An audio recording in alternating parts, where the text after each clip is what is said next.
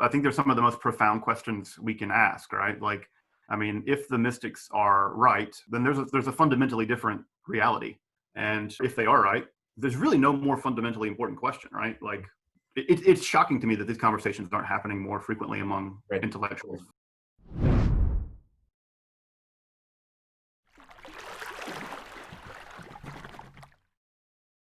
Okay, let's kick off the discussion.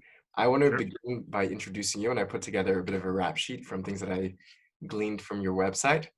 So with your permission, I'm going to read that, and do feel free to interrupt me at any point if any of this information I'm reading is inaccurate or presented.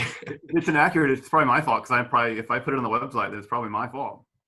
All right, let's see. So Dr. Justin Sledge studied Western esotericism at the University of Amsterdam and completed his PhD in philosophy at the University of Memphis. He is currently a part-time professor of philosophy and religion and a popular local lecturer.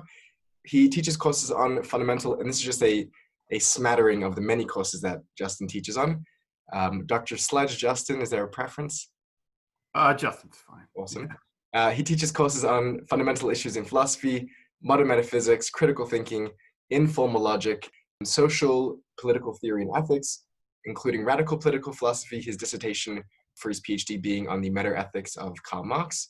He teaches, and actually this conversation is going to be an interesting cross perhaps between some of your disparate interests. He also teaches in religious studies, a wide-ranging topics in esoteric philosophy, Western esotericism, including alchemy, magic, Hermetic philosophy, Kabbalah, witchcraft, the witch hunts, including such major figures as Ficino, Bruno, D, Pico, and others, which are all very exciting characters. And I think that's just a very small smattering of the many, many topics which Justin has a great depth of expertise in. In addition, Justin teaches other topics like paleography, which I admittedly had to Google to find out what paleography was. And most excitingly, perhaps for me and for the audience, is Justin's new project, which is in a fantastic, fantastic YouTube channel called Esoterica, where Justin explores the arcane side of history, philosophy, and religion, bringing the best current scholarship to bear on a wide range of topics in Western esotericism, including but not limited to magic, mysticism, alchemy, Hermetic philosophy, theosophy, and the list goes on. Justin is currently living in Detroit, Michigan, with his amazing partner, Rabbi Anna Alpert, and his kiddos, Neila and newly born Zohar, Mazal Tov, and their pup, Mississippi.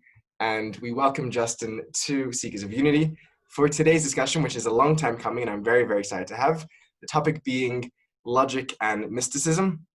And we went back and forth quite a while to nail out the exact points which we wanted to cover in the conversation. We believe that having the specific program laid out for the conversation, at least in a broad sketch, would make for a more fulfilling and more enriching conversation. And we came down to about 5 questions. I'm going to read out those questions in brief, and then we're going to get right into the conversation. Welcome, Justin. Thank you for being here. Yeah, thank you, Tzvi. It's really great to, I really admire the work you're doing with Seekers of Unity, and it's really great to have a conversation. This is, I think the mysticism and logic are just fascinating topics, and I think understudied, especially together. And I think this conversation is going to be fantastic. Epic. And these are the points of conversation which we agreed on. The first is, what is logic? Which is going to cover such things as the definition of logic or rationality, a bit of its mechanism and functioning, a bit of its origins and history, and a bit of questions about the metaphysical status of logic. Is it discovered or invented? Question number 2 is going to be logic of mysticism and mysticism of logic, asking such questions as, is there a basic common logic across mystical traditions? Is there perhaps room for thinking about mystical logics with alternative logics, such as paraconsistent logics, dialetheisms, dialectical logics, and we'll explore some Western and Eastern forms of logic, hopefully, in that part of the conversation. Oh, and then the question of mysticism and logic, we're not going to ask the question, does logic itself require faith? At some point, some axioms that cannot be proved in logic itself. Question number 3 is, what happens when mystics take logic to its limits? Do the mystics feel beholden and bound by logic, or do they disregard logic from the get-go? And the final 2 questions, which are kind of one question, if we manage to get to them, because there's a lot to cover in those first 3 questions we just mentioned, are, can we / should we attempt to show the verticality of mystical experiences, which means can we try to prove them to be true in some sense beyond just the experiential? And tied in with that is question number 5, which is, can a bridge be built between the phenomenology and epistemology, or the theories which allow and make sense of mystical experience, to extrapolate data from that to a metaphysics, to build from that some sort of, whether it's monism or non-dualism or idealism, whatever sort of mystical metaphysics are being built around that. Those are the questions which we decided that we would talk about. And Justin, just before we kick into number one, do you have any points of reflection or points of anything that I misrepresented in that listing? No, I think that these are all just I mean, I think they're some of the most profound questions we can ask, right? Like, I mean, if the mystics are right, then there's a fundamentally different reality that they uniquely have access to. And insofar, if they are right, and insofar that they are right, there's really no more fundamentally important question, right? Like, if they're having these experiences, and these experiences are reflective of some other fundamental reality, then why would we? It's shocking to me that these conversations aren't happening more frequently among intellectuals, philosophers, right? That's what's bizarre. That's what strikes me as genuinely weird. Yeah, it seems that in modern intellectual history, these questions, what you just posed, were like taken seriously, perhaps first by someone like William James, who said that these experiences seems to be real. Why don't we take them seriously, both for metaphysics and for ethics? I think it's very important that we take them seriously. And I might just say that besides for one way of formulating the mystics' experience is that they have access to a radically other form of reality. Another way of, and I'm sure we'll get to this in the conversation, is that they have a radically different view on the same reality that we all think we're experiencing. Not that they're escaping the present, and we'll probably get into that with sort of two truth doctrines, and I'm sure logic and mysticism will get us down there. This is so exciting, and honestly, I have been just jamming myself with tons of articles from IEP and Stanford and Wikipedia, and just going down a deep hole on logic. And I found things which I had never considered before. There has not been a lot that's been written on logic and mysticism itself. There was one or two articles which I found Finland wrote back in the 70s, but it's really not an explored topic. And so I think there's a lot of work, as you say, that we need to begin to actually think about these topics and think about what this field may look like, this study of logic and mysticism. So let's begin very basically with number one. And I'm going to turn this question to you, Justin. What is logic? Yeah, so it's one of these things that's weird, because there's still somewhat of a debate about what we mean by logic and really what we mean by rationality. Rationality is still a relatively underdefined topic. Technically speaking, right, logic is the ability to draw truth via inference, right? That there are these logical structures that we've discovered, and that these logical structures, when applied to propositions, and this is a bit of debate too, right? Does logic apply to reality in sort of a general way, or does it apply merely to propositions? And insofar as those propositions are placed into those inferential structures, the truth drops out, weirdly enough, right? That we can deduce or induce the truth. And theoretically, assuming that all that is supposed to work, we discovered, 20, 30 of these inferential structures, right? Things like modus ponens and modus tollens, or things like De Morgan's or whatever. And ideally, right, logic is the ability to generate truth from inference. So that's strictly speaking what it is. Now, the question is, how much broader can we zoom out logic, right? To where we go from it's simply a way of talking about propositions and the truth values of propositions and how to deduce things from the relationship among propositions, all the way out to is logic a fundamental structure of reality? And you can see that we can go from a very, very minimalist understanding of what logic is to an incredibly maximalist theory where logic, and again, talking about this a bit from the history of philosophy. I mean, it's not surprising that, in ancient Greece, that logic was thought of, logos, right? It's thought of as the kind of God. In the New Testament, right? In the beginning was logos. And so we can go from a very minimalist definition of what logic is to an incredibly almost theological understanding, ontological understanding about the nature of this thing. And it goes again to this question, right? Is logic something we invent, or is something we discover? And if it's something that we discover, and that reality is somehow governed or structured by it, the way, for instance, the Stoics thought, a lot rides on that, right? A lot rides on that. That's a very interesting idea, that sort of mixed minimalist and maximalist approaches to logic. In logic itself, there's a difference between whether an inference follows from the premises in a way that's valid or sound. And valid just means that it follows from them, but that the premises may be entirely made up. They may be entirely fallacious. And a sound logic or a sound conclusion would mean that the inference both follows from the premises and the premises correspond to something in reality. So when you speak about the truth that pops out of logic, I guess you're speaking about a sound, a more complete sense of logic. Right, right. I mean, so if you take a introductory a modern logic class, you'll pretty much only be dealing with what valid deductions, right? Because you'll be dealing completely in symbolic logic. Yes. And so so you'll be studying the necessary and sufficient conditions for validity and formal validity. Yeah. And the question is, why does formal validity, once you establish formal validity and you begin to plug in other propositions into that, right? The propositions we take to be the propositions of philosophy or mathematics in sort of a semi-formal sense, or theology or whatever.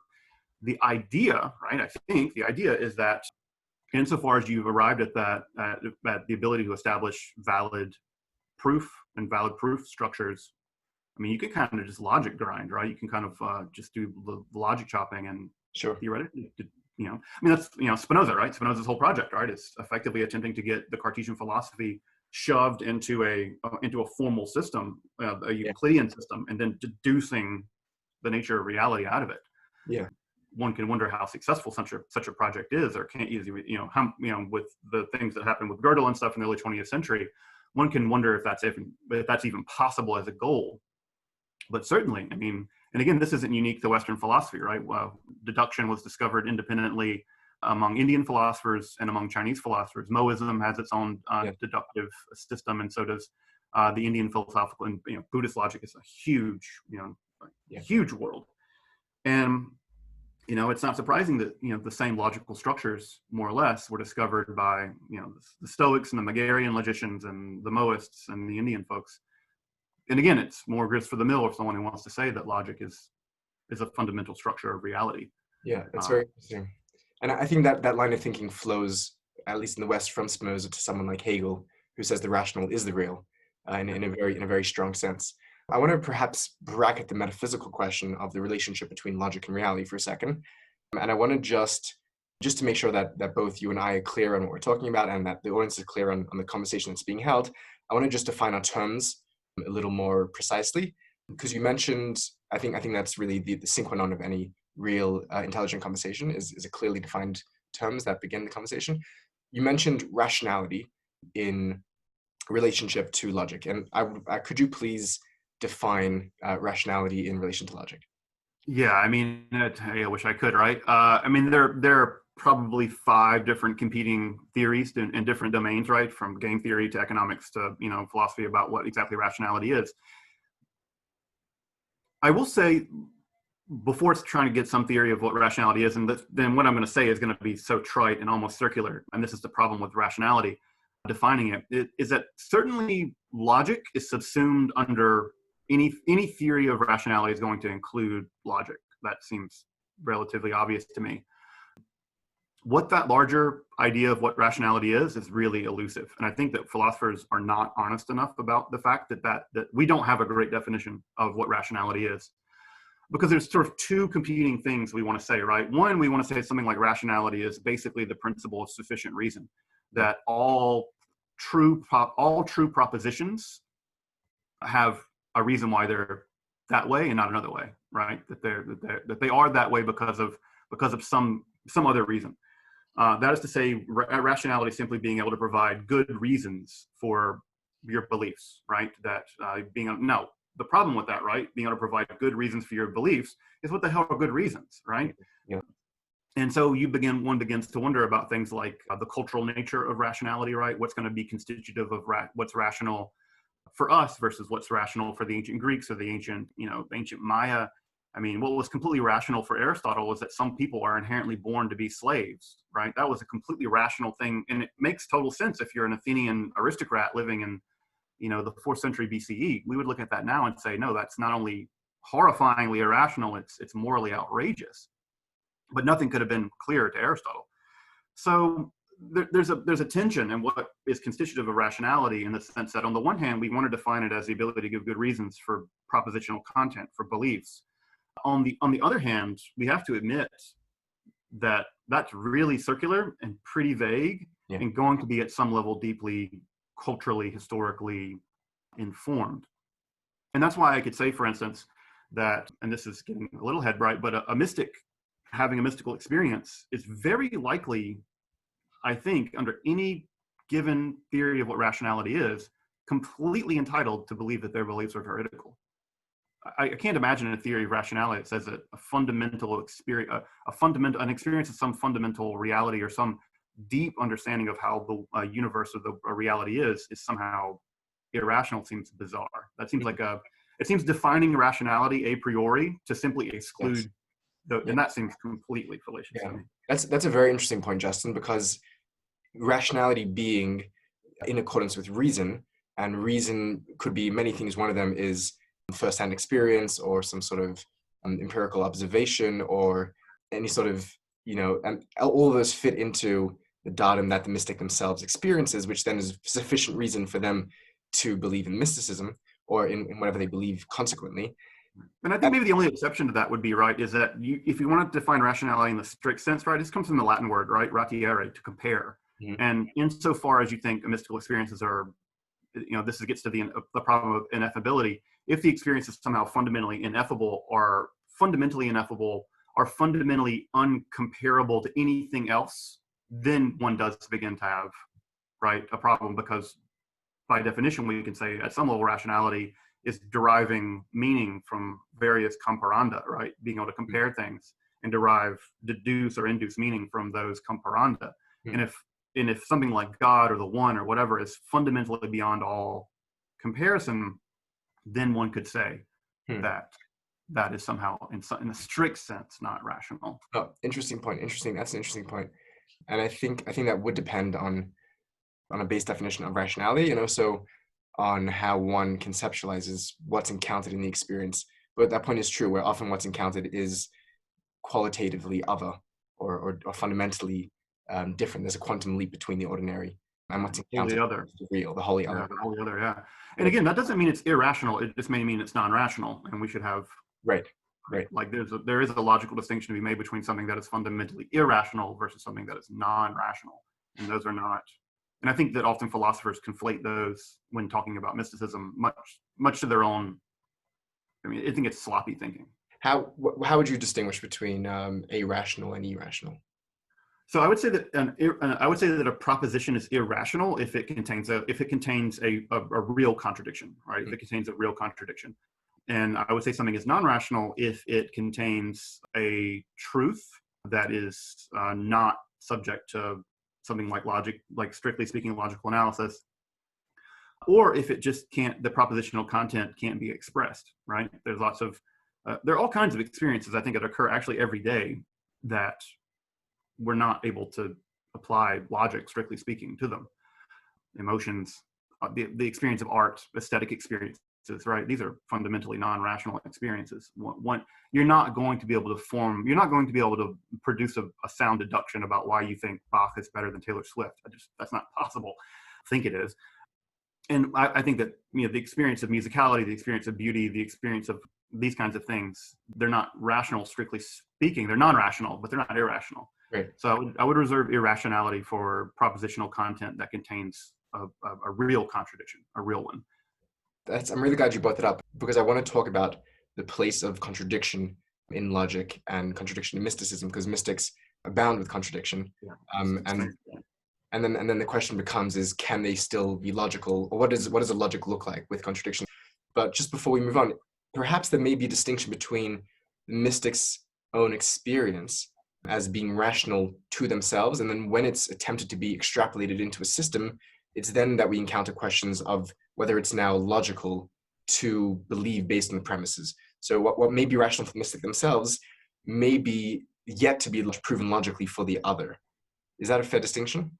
Yeah, it's good, right? Because it could be the case, and it seems like for many mystical experiences, right, they're non-propositional, and so insofar as and that's not unique to mystical experiences. Lots of experiences are non-propositional, and so again, if you think of logic as being what governs the valid relationship between propositions and the way that they relate in terms of truth values or something, insofar as the experience itself isn't propositional, then Propositional just meaning that it's making some sort of like affirmative or negative statement. Yeah, it's entering into the world of discourse. It's entering into the world of trying to take that experience and put it into sentences, right? Which is the sort of funny coincidental thing about mystics, right? Is that they will relish in saying things like, look, this is completely beyond all language. This is all, Plotinus will say, look, the one is beyond all being, or you have these mystics that will say it's beyond everything, and yet they write a bunch. Right. I mean, mystics write a ton. Yes, yes.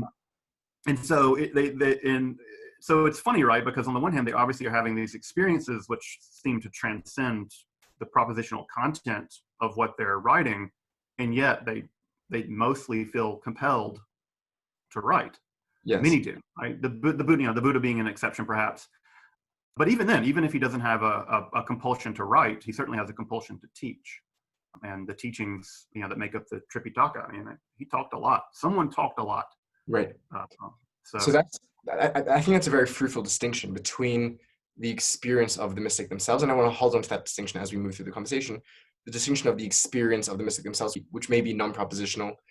Although interesting, a lot of scholars of mysticism say that one of the key defining characteristics of the mystical experience is that it's noetic, is that it has some sort of propositional value, which is a characterization which I often didn't feel comfortable with, because it doesn't seem like the mystics themselves feel that there is something noetic about the experience itself, which does not then mean that it's not attempted to be expressed propositionally or noetically or linguistically. But I think that's an important distinction to hold on to as we move forward, between the experience itself and the attempt to then formalize or verbalize the experience. But I think also noetic experiences may also be non-propositional, right? Okay, interesting. And Plato certainly thought that, right? That Plato thought that as you move up the chain, as you move up the chain of knowledge, right, you leave language behind. In fact, I think by the second one down, the Anoia, right, you're already in the realm of like pure abstract mathematics, and then you move to the noetic, like the actual realm of the forms, and that seems to be non-discursive, not propositional. Interesting. Yeah, interesting. And I guess that would run into issues with contemporary philosophy, where an assertion like that itself is seen as very problematic, where everything has to be language constructed, and that's something which also I think plagues the field of mysticism itself, with people like Stephen Katz and whatnot. But before we get deep into the mysticism side, let's just cap off question number one: what is logic? With a brief historical sketch of logic, if you could give us. Sometimes when you're getting into issues that are really endless and it can really like leave your brain really scattered. Yeah, I can get really. When you put things on a timeline and give time and history to things, it allows, at least for me, it allows me to think of them more contextually. So if you're open to do that, that would be great. Otherwise, I'm happy to do that as well. Sure, I can. Yeah, I think that the best way of thinking about that, right, is that logic sort of appears in history, at least in the way that we understand it now, sometime in the 5th century BCE. Like it seems the 5th or 6th century BCE, it seems to show up simultaneously in Greece, in China, and in India, about within a couple hundred years of each other, which is weird, by the way, that like the exact same structure appears, right, completely independently of each other. So early on, at least in the early context, right, we have or at least in the Greek context, right, we have the really early folks like Thales, who are able to show the first formal deductions. So Thales and Pythagoras are showing us the first formal deductions. Those seem like they get systematized by a group of folks called the Megarians. And the Megarians are further systematized by the Stoics. And so the Stoics along with Aristotle developed the most rigorous logical apparatus in the world at the time. You can find those primarily in Aristotle or in his posterior and posterior analytics, the prior and posterior analytics, where he shows the basic structure of the syllogism, and that's sort of the earliest logical structure that gets developed. You see the syllogism also develop in China and also in India. So that structure, that logical structure, is discovered there as well. Just briefly for the lay audience, what is the syllogism in very brief? The syllogism is just where you take two different sentences, and from those sentences, they bear in relationship a logical implication for a third sentence that is deduced from those two things. So a syllogism, classic syllogism, is something like, if it's cloudy, if it's raining, therefore it's cloudy. It is raining, therefore it's cloudy. Right? You can say that that's sound and valid, and you can test the validity, right, by reversing it and showing, something like, look, if it's cloudy, therefore it's raining, right? Well, that doesn't follow, right? Just because it's cloudy doesn't mean it's raining. And so the syllogism is just a three-tiered mechanism by which to deduce truth, by showing the relationships between the various terms. And there's all kinds of ways of getting them right and getting them wrong, and that's a great deal of what Aristotle deals with. Although the Stoics, I will say that they also discovered probably the earliest forms of propositional logic as we know it, and modality. Modality has to do with whether things are possible or impossible, whether they're necessary or contingent. So the Stoics developed an early theory of propositional logic and modality, although it's lost. Chrysippus wrote 700 books, and they're all gone. They're all lost, sadly. That logic is effectively inherited by Islamic scholars. Averroes and other medieval Islamic scholars add to it and make it much more sophisticated. And eventually enters into Europe, and where we get the famous square of opposition, right, which is the various four formal logical relationships to be found in Aristotle. And those predominate pretty much until the time period of Descartes, right? And then we get the first modern forms of logic with what is called the Port Royal logic. And those are effectively, there's several different logics that are operating in Europe until Frege comes along, and Frege effectively inaugurates modern logic as we know it, modern propositional logic as we know it. And then from Frege in the 19th century all the way till now, there have been huge strides in modern logic. So everything from, fuzzy logics to machine logics to, possible world semantics. Logic is there are people out there who all they do is logic. That's their philosophical world. I couldn't do that, but God bless them. It's also become a very heavily mathematized discipline. Yeah, and that was the great dream, right? That was sort of the great dream of the early 20th century, was to synthesize, right, logic and mathematics into one grand system. And unfortunately, that didn't. Right. That proved to be impossible. Perhaps some of the most astonishing or phenomenal discoveries in the mathematization of logic was specifically that it cannot be done comprehensively and completely. This is the Gödel, the famous Gödel, the incompleteness theorem by Kurt Gödel. Yeah, much to the chagrin of Bertrand Russell and the folks trying to show that project. And it's a pity because I think they got about 500 pages into the Principia Mathematica, and which is funny because in my undergraduate we had to take 3 semesters of logic to get a major in philosophy. It helped to weed out the non-rigorous philosophy people, because by the 3rd semester you're doing possible world semantics and you're working through Russell. And I remember the first time we actually deduced addition, showed how addition works logically, and I think it's about 300 pages in before they're finally able to show how addition works. You get to 1 + 1 = 2. Yeah, you get 1 + 1 = 2. There's a lot going on there. Yeah. And so, with the whole incompleteness theorem, which I think the incompleteness theorem is really used and abused by non-philosophers, the non-mathematicians. It's used as this weird allegory that, postmodernists like to use it in some kind of really, I think, not rigorous ways. But it had serious implications for the development of mathematical logic and systems, right? Logical systems as a way of being both complete and coherent. And that was it was quite a blow. I will say also another thing that's interesting about Gödel is for folks out there who are really interested in God, Kurt Gödel developed an ontological, a modified ontological proof for the existence of God using modern logic. But I think it was in a drawer when he died. The story about him famously, right? He was a very paranoid person, and apparently he wouldn't eat anyone else's cooking aside from his wife. Really? And then his wife died, and then he starved to death. Oh my God. I think this is a true story. I don't think it's apocryphal. And apparently when he died, they found a proof for the existence of God in modern modal logic. And there are people that have been doing all kinds of interesting things with it in terms of checking for validity. And apparently it's valid. That's quite something. I know there's a bit of a sad point to the story, which is a lot of these really genius logicians lived somewhat miserable lives, particularly those that had held heterodoxical positions. Someone like Cantor, from what I understand, was really hounded his whole professional life and really would not give him a break until he died, and people realized that his calculations, stood. And that enters into another topic, which I don't think we'll get into, which is logic and infinity. But that was a really great recap of Western logic. I think we're going to have time to get into Eastern logic when we start talking about what's known as non-classical or paraconsistent logic. So I'm going to hold that off now for a second.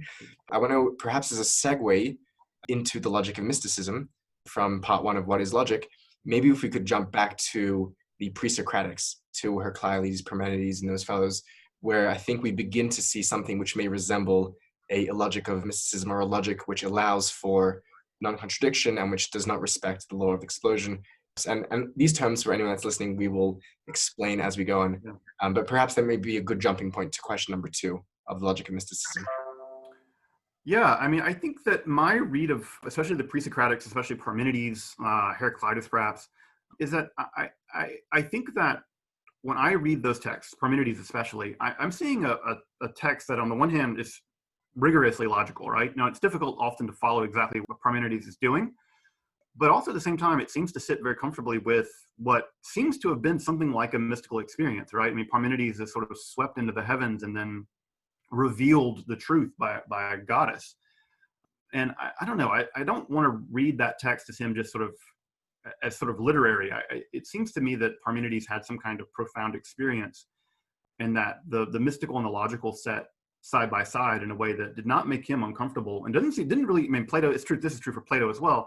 It didn't seem to make a lot of ancient philosophers uncomfortable the way that it certainly makes us uncomfortable, or at least us, post-Enlightenment.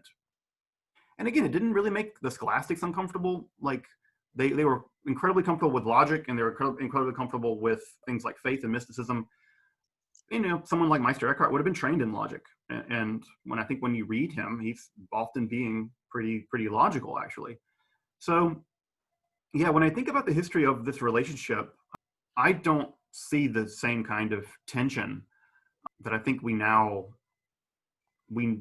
see as, like, faith and reason can't get along, or philosophy and mysticism can't get along, or logic and listening to philosophers tell it, right? They're like, oh, mystics are fundamentally irrational, even using the word mystic as a kind of slur. Yeah. Which I just find to be intellectually lazy and it's just boring philosophy. That's just bad philosophy. Yeah. Uninspired, uninteresting.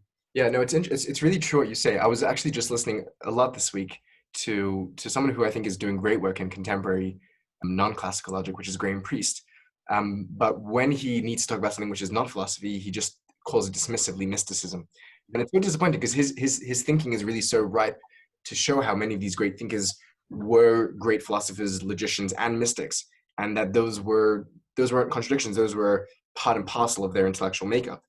And it's a very true point. And I think we do this specifically with Greek thinkers, where we pick and choose. We take their rational biography and ideas, and we dismiss anything that seems to us to be inexplicable or supernatural or mystical. Right. Yeah. Not that all those terms are equated. But then with other thinkers, such as the biblical characters, because their ideas are given over in a form of religious experience or prophecy, we choose to discredit any of their ideas as philosophical. So we kind of do this pick and choose, where the Greeks become entirely rational, and say the Hebrew prophets or other prophets from other traditions become entirely mystical or non-philosophical. Whereas in truth, these areas of life were not seen as different from one another. Right. And I think that, and again, I think it's Clement of Alexandria, right? Or Tertullian? What does Athens have to do with Jerusalem? And the answer is a lot. Yes. Like a whole lot.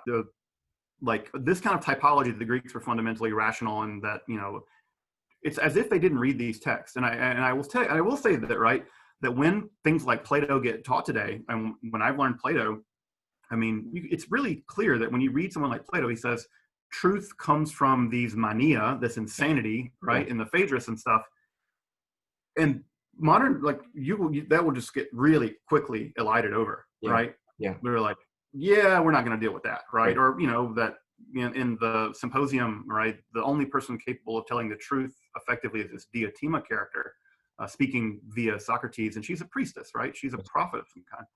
So it's very clear to me that the Greeks were pretty comfortable with there being a very close and very close relationship between these different domains of rationality. And so, yeah, like you said, right, when we make this typology that they are rational, we're taking our concept of rationality, right, which may not be a very good theory of rationality to begin with, and then sort of shoving it onto these. I'll also say we do that with mysticism. I think we also take this concept of mysticism and we shove it onto historical people, and I think that also does a great deal of harm to their texts. for instance, right, the classic Evelyn Underhill, right, that union that it's about the union with the divine. It might not be, right, and if we understand mysticism as being fundamentally about divine union, right, we're going to misread a lot of people, Plotinus. And I think that's very clearly much too narrow of a definition. It may hold this definition for Christian mystics, right. But once we open the possibility for mystics in a larger global sense, that's definitely way too narrow. I actually think this is very apropos, sort of the theme of the channel here being seeking unity, to break down some of the conceptual, perhaps mistaken boundaries between Athens and Jerusalem. And to do that, let's open up to a discussion of not just the experience of the Pre-Socratics, but the logics which they develop following from those experiences, and where that may take us in thinking in terms of logic of mysticism, in terms of their space of being open to contradiction and whatnot.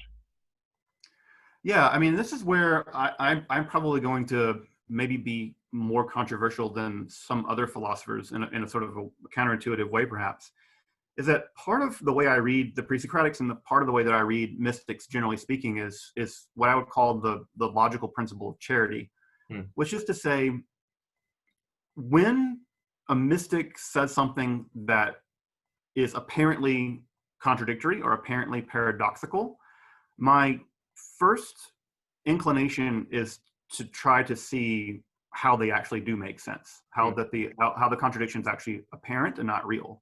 That doesn't always work, but I think that if we let these apparent contradictions stand, the texts become perhaps irrational.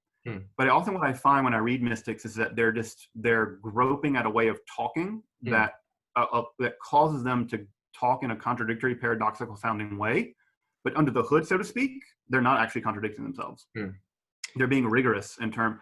And for instance, I think that's not so much the case for someone like Parmenides, because I think Parmenides is actually being very rigorous. I think he's effectively inventing logic and metaphysics at the same time. So it's not surprising that he's not clear about it. And I think the same is true as Aristotle.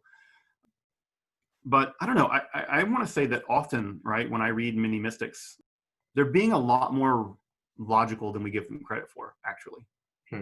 Even though that the text apparently is full of these sort of, it's like X and not like X at the same time. Right.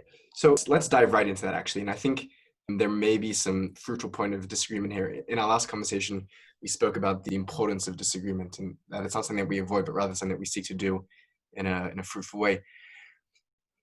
It seems so.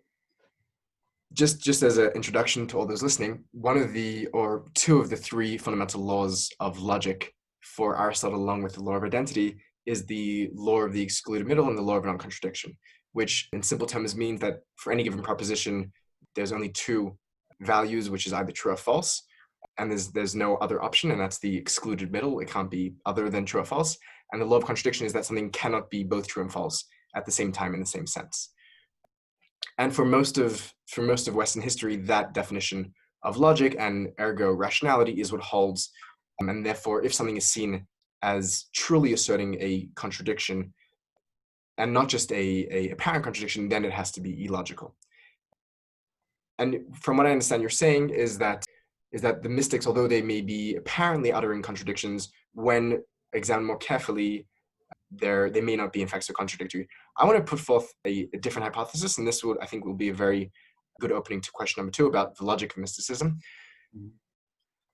My intuition is that reality is fundamentally non-linguistic and non-propositional, and does in fact contain actual contradictions. I know this is a very controversial statement, but I think that by examining many questions in philosophy, many classical paradoxes of motion, of identity, of being and nothingness, of multiplicity and unity, I think all paradoxes of mystics discuss at great length. I think we encounter actual contradictions, which inclines me to think that the mystics are logical, but they do not accept that, or perhaps at certain points in their thinking, they reject the principles of non-contradiction and the law of the excluded middle and open themselves up to other possibilities.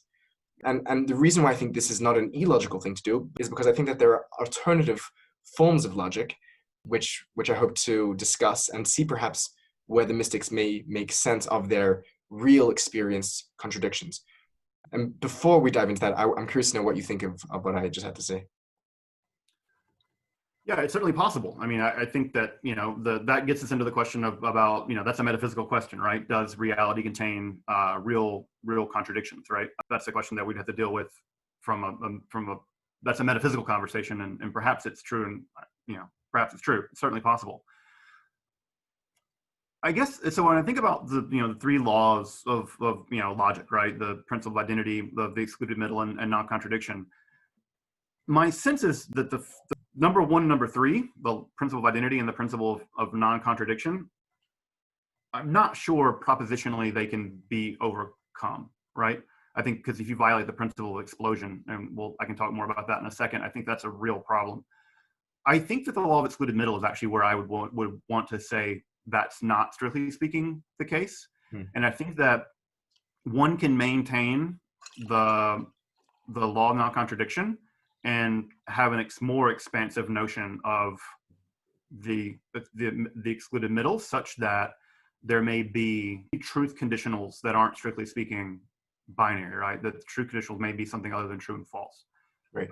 So I'm from just a theoretical point of view, I'm much more willing to say that part of what I think goes on in mysticism is that they're much more interested in giving up on that middle position. I don't tend to think they give up on 1 and 3, the principle of identity, nor the principle of non-contradiction. I think that no, it's also to say that mystics aren't logicians, yes, and mystics aren't sometimes even philosophers, right? Some of them are. Meister Eckhart was both. And I think that the Buddha had a really intuitive, strong sense of how logic worked. I would say Nagarjuna as well as a mystic. Yeah, Nagarjuna is definitely a logician. I think that he has one of the most rigorously logical analysis of Buddhist doctrine that exists.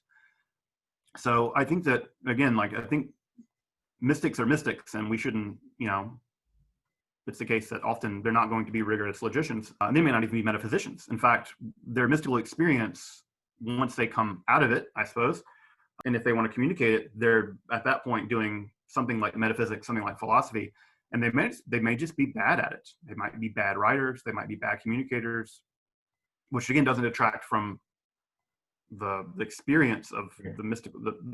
Them being a mystic and them being a philosopher. Right. Those two things don't have to. Right.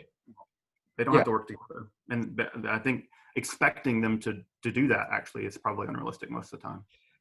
That's an interesting point. I think that for the sake of developing some sort of logic and mysticism, our best bet is to try and cherry pick those mystics throughout history who were of a high grade of rigorous thinking and of logic in this case.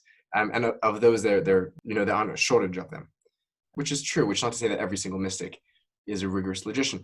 That's an interesting point that you say that they're more comfortable in violating the law of the excluded middle to open up the possibility for something being other than just true or false. And I think we're going to see that when we talk about Eastern logic in terms of the either or positions and the both and neither, the four valued logic. Right. Yeah. The Buddha's famous four modal logics. Right. Which, depending on how that gets translated, actually might just be two. Interesting. Before we get to that question of opening up possibilities besides more just than a bivalent, a true or false logic, I want to talk more first about, I think, what's more of a contentious issue, which is the question of contradiction. And I know that we discussed some of these terms in the lead up to the conversation, and I wanted to open up a discussion on paraconsistent logic / non-classical logic, dialetheisms, and dialectical logic, and perhaps what role they may play with opening space for actual contradiction. And I'm going to turn to you. Yeah.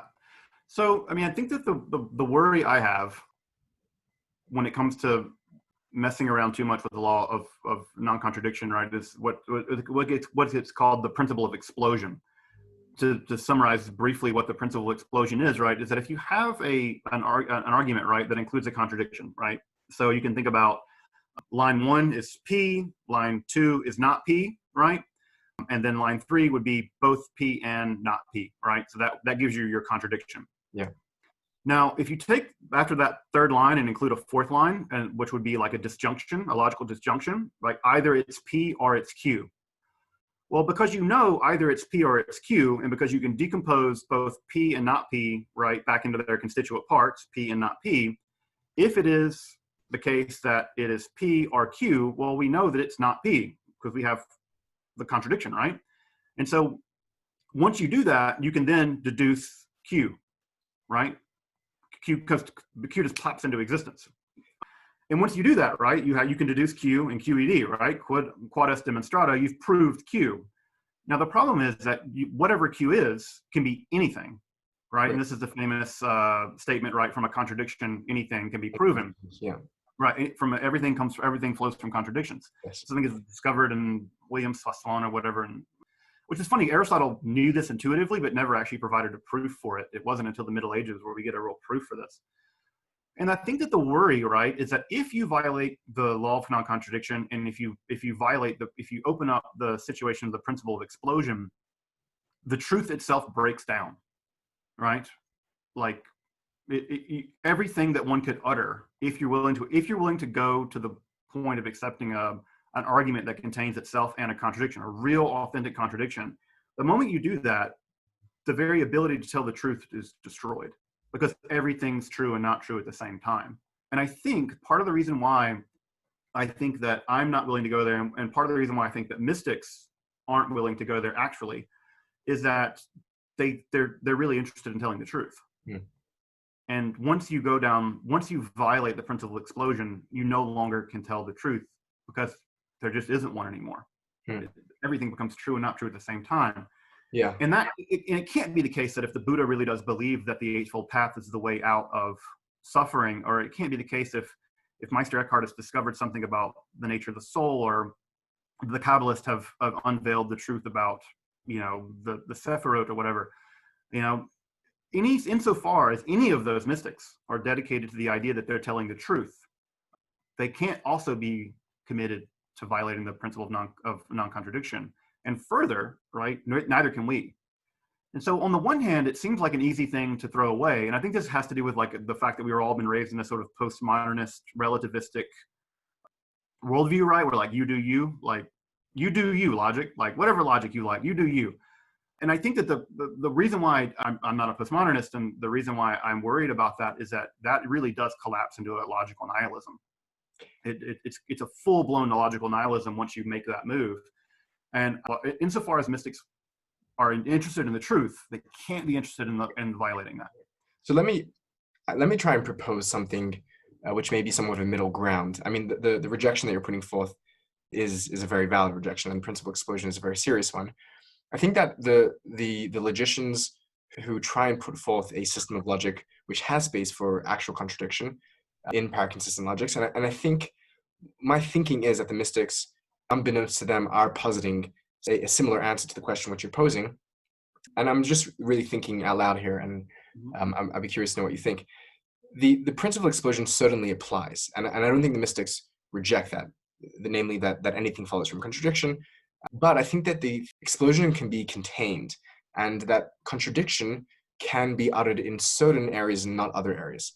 And what I mean by that is that there are many forms of relativism, which one of them you may mention to is a sort of postmodern absolute relativism, which is kind of an oxymoron in and of itself, which is part of the critique of that. But within relativism, I think there is a more subtle medium position of relativism, and I think you see it expressed in Buddhism as a Two Truths Doctrine, and I think you see the same thing being applied in Abrahamic forms of mysticism, where the mystics believe, or at least seem to believe, that there's almost two, and I know this is going to sound slightly dualistic here, but I think that they believe that there's two realms of experience or reality, and one of it is the quotidian, the everyday, the ordinary, where over there the principle of explosion would wreak havoc.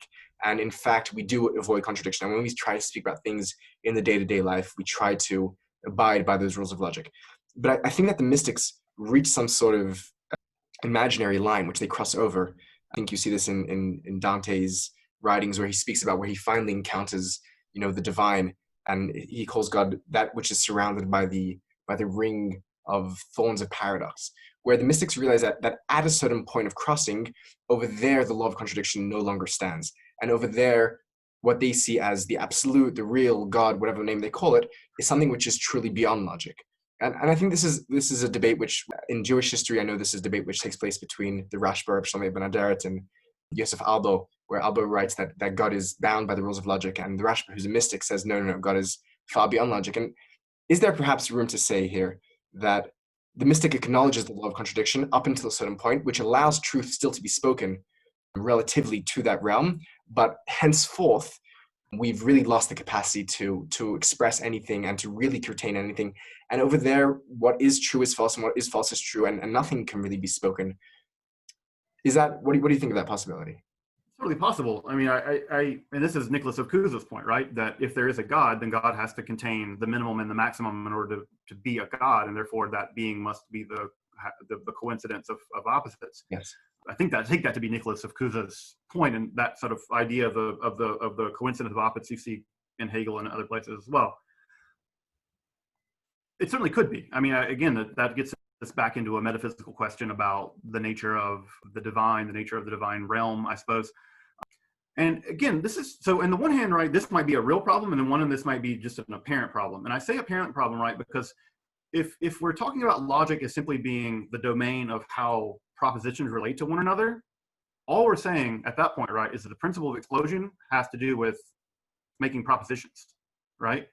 And that if you say that logic is completely contained within, that only governs, right, the relationship of propositions, then it seems not just reasonable, but it seems almost like we should expect that if there is something like a God, that our propositional attitudes about that being are not going to be exhaustive of the nature of that being.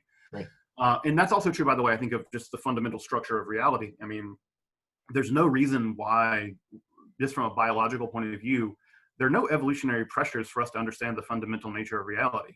Right. The evolutionary pressures are for us to make kids or whatever. Right. And so even the idea that somehow we've evolved to understand the truth, or even the idea that we've evolved to even fundamentally understand this reality, yes, right? Not to mention some other kind of reality. That there's no reason to believe that, actually. So I think that one could say something like this. One can maintain both without having to jump to a different universe and simply say, look, logic is about how propositions relate to one another. And outside of that, there might be all kinds of contradictions. Right. That might just be the fundamental nature of reality. And again, like, insofar as I understand quantum mechanics, it seems like there's all kinds of weird things going down there that don't seem to occur up here that seem like something like contradictions. Yeah. And so then I don't think we have to jump to something like dialetheism or paraconsistent logics or something like that, or there being logical universes where certain logics govern certain universes, and you get these bubble universes with lots of different logics governing them. I think all one could do, it seems to me, right, is simply say, look, logic governs propositions, and not everything is propositional. Like, I guess, and again, this is like, maybe philosophers would balk at that because they think, well, we can't do philosophy anymore if it's not propositional. Well, so sorry, like, maybe the reality isn't structured in a way such that it can fundamentally be propositional. Right. It might not be that way. Right. No, so I think I agree with what you're saying. I do want to try to take it a step further in that, yes, the realm of the propositional, the observable, and what can be put into syllogism can be governed by logic, and what is beneath and above that in terms of the fundamental substructure of reality and what may be transcendent. And I think I have a bit of an aversion to the word transcendent, and I like to conflate the actual substrate of reality with transcendent. That the same paradoxicality that we find when we talk about the divine in the mystics, and the same language of paradoxicality that we find when we talk about quantum physics, to me seems indicative that perhaps reality in its realist, not in sort of an escape from reality and a transcending from reality, is paradoxical, but reality in itself, once we dig down deep enough into it, is full of awe and mysteria and paradox. My question is like this. It's one thing to say that mystics can have logic up until a certain point, and once we begin to talk about the divine, the absolute, the real, the Tao, whatever the term is, that's clearly the paradoxical. And this is, I mean, even classical Jewish texts, non-mystical, talk about God as the Noseh HaFachim, or the Nimna HaNimnaot, in terms of, absolute paradox. The question is, though, can we try map out a form of logic, a form of thinking, which allows us to make sense of the nonsensical? And I think what might be a good example, and this might be a good turn to the Eastern side, is a thinker like Nicholas of Cusa, a thinker like Hegel with his dialectical logic, Jain forms of logic, and Buddhist forms of logic. where there isn't just a rejection of paradox and contradiction. And Cusa and Hegel might be great examples of this, but contradiction and paradox are built into the system. Hegel, for example, in his dialectical logic says that any, a term which Hegel never uses, but any thesis implies its antithesis and is only made whole when it comes to its synthesis. His terms being obviously, abstraction, negation, and concretion. And I think that there may be some sort of form of systematic thinking, a logical thinking, which not only rejects contradiction as a principle not to be violated, but fully works with the contradiction and builds a system that we can begin to think about the realm of the divine. Yeah. So I think that's true for Nicholas of Cusa, right? But it's only true for God, right? The coincidence of opposites only occurs in the absolute. It never occurs anywhere else, to my knowledge. Right. So that's what I'm proposing. I'm proposing about logic that specifically works for that realm. Right. And I think for Hegel, right, that for him, there are these contentious, and again, this triadic structure we attribute to Hegel isn't actually there most of the time. Actually, we impose that on him, and I think it causes us to misread him, actually. But what happens, right, the dialectic moves, and that synthesis goes on and on and on until it reaches the absolute, and that is the final synthesis, right? Right. So the contradictions are only a moment in the interest of a synthesis. So they're not sort of like lurking there constantly, right? They're being, the whole logic, right, is the process by which the objective and subjective are unified in the absolute or whatever. Mm-hmm. My friend of mine says there's no way to talk about Hegel in public without sounding like a jackass, and he's right. It's just completely, just the way he talks is just so obnoxious. So it's possible, right? And again, this is where we would get someone like Plotinus, right? Plotinus would say something like God is beyond all predication. And insofar as God or the absolute or the Tao or whatever, Ein Sof or whatever, insofar as these things are fundamentally, if they are in some sense fundamentally beyond predication, that is to say that there is no predicate that is true of them, then we don't have to worry about them being logically consistent because there's not even propositions to be uttered about them. So it's like you're sort of, I would say that your position is sort of knocking on the open door. You don't need a logic to talk about God if or the absolute or whatever, if it's just a case that entity or that realm is simply one that doesn't, is simply one for which either propositional descriptions are impossible, or in a perhaps even a more deep way, if there simply are no predicates that are adequate, right, for that reality, right, then you don't, again, you're knocking on the open door. You don't need logic because, right, yeah. So insofar as that's true, now you would have, I think that the trouble, right, is that the mystics are going to have to do a lot of work to establish that that's the case. And I think that what's fascinating about Nicholas of Cusa is he provides a logical argument why God has to be the coincidence of opposites. And notice that's a very different argument, right, than someone like Plotinus that would say, Plotinus would say that, look, God is beyond all predication. Even saying the one of God is not, right, is not really true. When we say that the one is one, we're actually equivocating on it because it's actually not true. Yes. That's very different than Cusa, because Cusa is going to say, right, Cusa is a kind of Scotian in this way. He's a realist. He says, no, God does have properties. It just so happens that because God is an infinite kind of being, God has properties that are both maximal and minimal, because that is the kind of being God is. That's a very different statement, right? And one is saying that God does have properties, and those properties are actually like propositional, and the other is saying, no, God doesn't have them. The one doesn't have them. And so it just depends. I guess it would depend on what kind of metaphysics you want to go with there. And so if you want to go the Nicholas of Cusa route, right, I think you're gonna have to go back into the world of logic. If you go to the Plotinus route, you don't have to, because it's all propositions about God are equivocal. Interesting. Would you equate that with something like a apophatic and a cataphatic theology, one, just denying all terms and one trying to say what we can positively say? Yeah, I think that depending on how, that seems to follow logically, right? That if depending on if you think God is the kind of being that has properties, then if you think God is not the kind of being that has properties, then yeah, you're going to have to do, it's apophatic all the way. And if you think God does have properties, right, that are non-equivocal, right, that really are, that if you are a realist, the way that someone like Scotus was, yeah, you're going to have to, that's cataphatic. And again, I think what makes mysticism so interesting is they want it both ways. Right? They say God's beyond everything, and yet they write these, the Bell of Wisdom or the Zohar or whatever, and man, they spill a lot of ink about how God. So the question is, can you have it both ways from a strictly speaking logical point of view? And it seems to me, perhaps, what you're going to have to do, there's going to be some serious metaphysical work that's going to have to be done in order to get that project off the ground.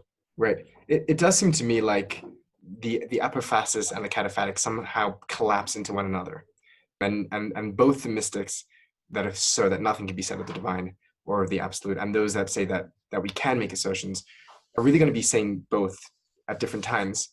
And this may be a manner of, and this opens up a new can of worms, which is sort of a bitheism that the mystics have, where they'll distinguish, let's take Jewish mysticism as a case example, they'll distinguish between God as Ein Sof, or God as Etzem in later Hasidic thought, and God as manifest in the Sefirot, where there is a God that can be spoken about propositionally, anthropomorphically, cataphatically, and then there's the realm of the divine, which is absolutely beyond and totally ineffable.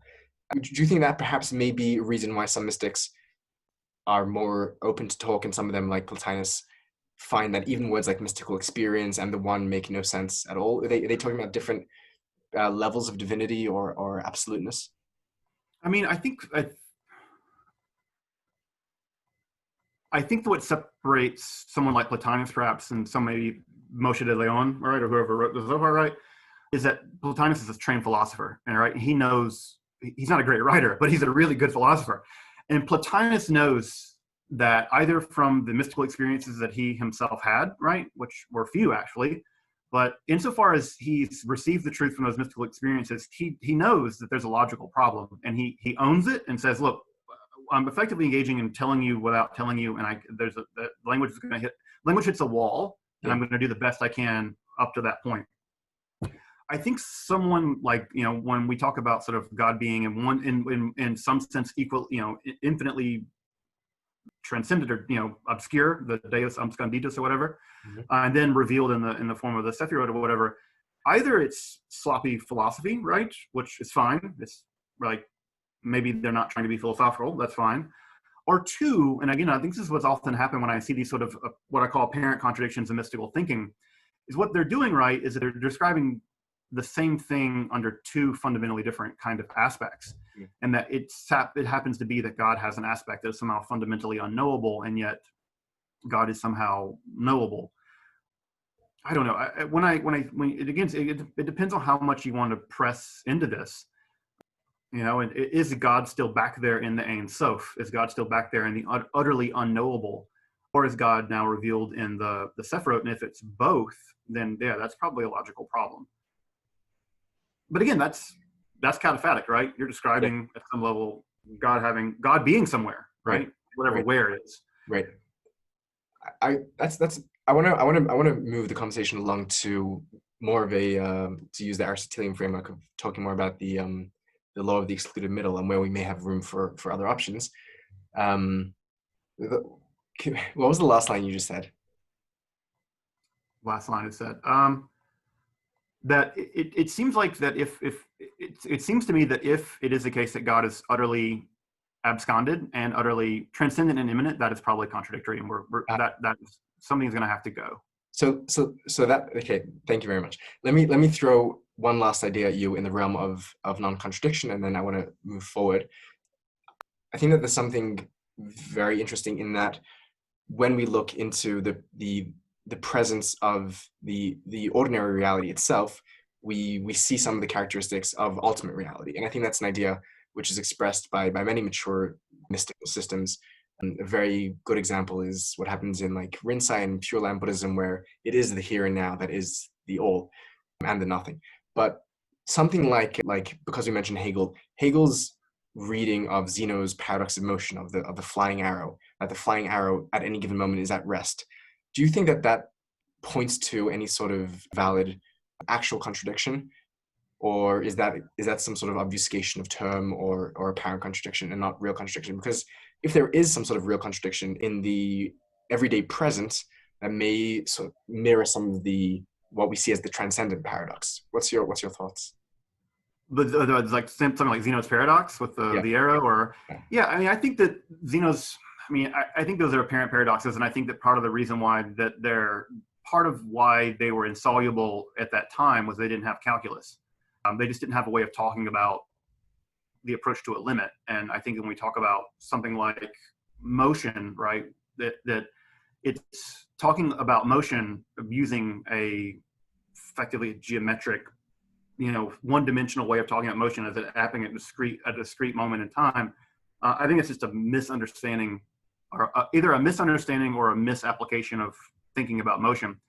And I think that with calculus we can the arrow you can cross the halfway point, right? I don't think I think those are apparent contradictions. I don't think that they're real. Okay, interesting. I don't know my calculus well enough to push back on that point, but I'll just leave this as an open question. From the research that I was doing, it seemed that the great majority of Zeno's paradoxes could be solved by the approximations made by calculus, and in their better understanding of space and whatnot.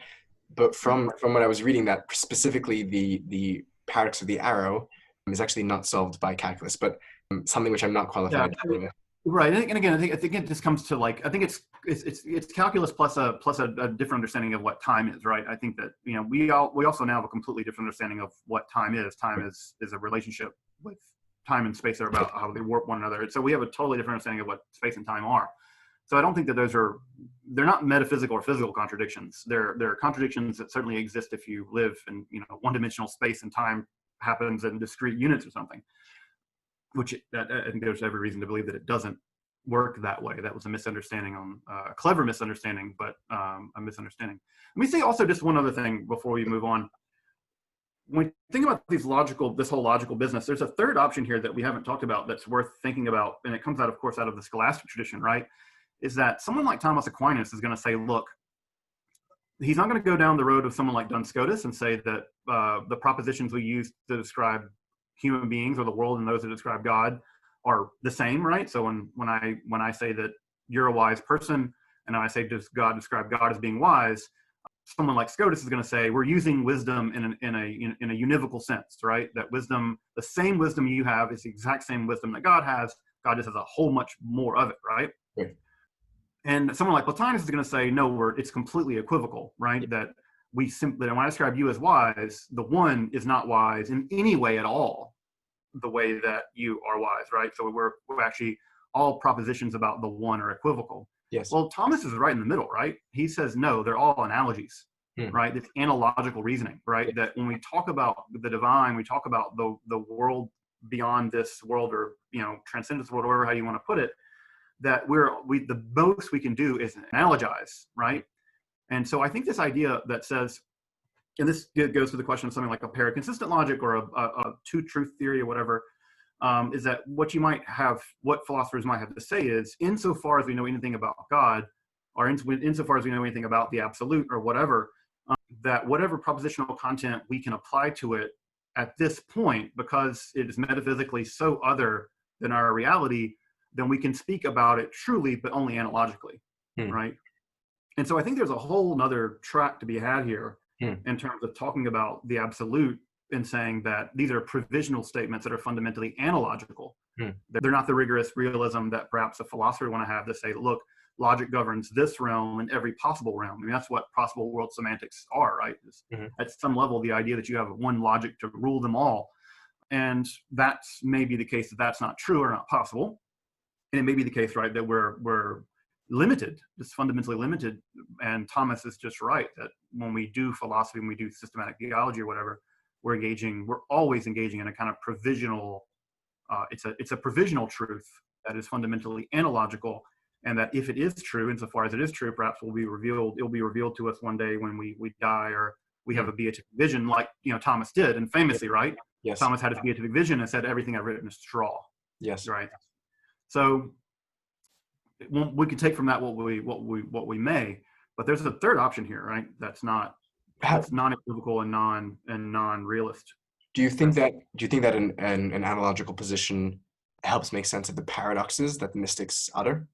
Yeah, I think at that point, right? Then now I think that's not just sort of free range to do whatever you want. I don't think that, and I don't think mystics take, at least the mystics I've read don't take that as the idea that, it's everything's an analogy, we can say what we want. It's still a consistent set of analogies, right? But they're still aiming toward consistency. But I think it's also just, again, saying that when we talk about this other realm where it's a provisional conversation, which is weird, right? Because again, Thomas had this beatific vision, and everything he wrote was straw. Yeah. Which one could take that in a lot of ways, one of which could be, right, that the entire project of the Summa, the entire systematization of his thought was all wrong, or that the experience of the divine is such that there's simply no approximation, right? And that would lead you much more to the equivocal side of it, where someone like much more like Plotinus. Interesting. I guess that leaves open the door for us to use our ordinary language in some sort of, analogy to the beyond, without totally divorcing one realm from the other. That's sure. When I read the Zohar, right, when I read the Zohar, right, as I read it very much as a text of its time, and I'm sort of in the school that it's from the Middle Ages, and that's a text I think that understands analogical reasoning profoundly, and is very playful with it. But I think that when it talks about the Sephirot as these sort of emanations of God, not that it ever uses that language of emanation, which we put onto that text. But I think that it's thinking of those as fundamentally analogical, not as.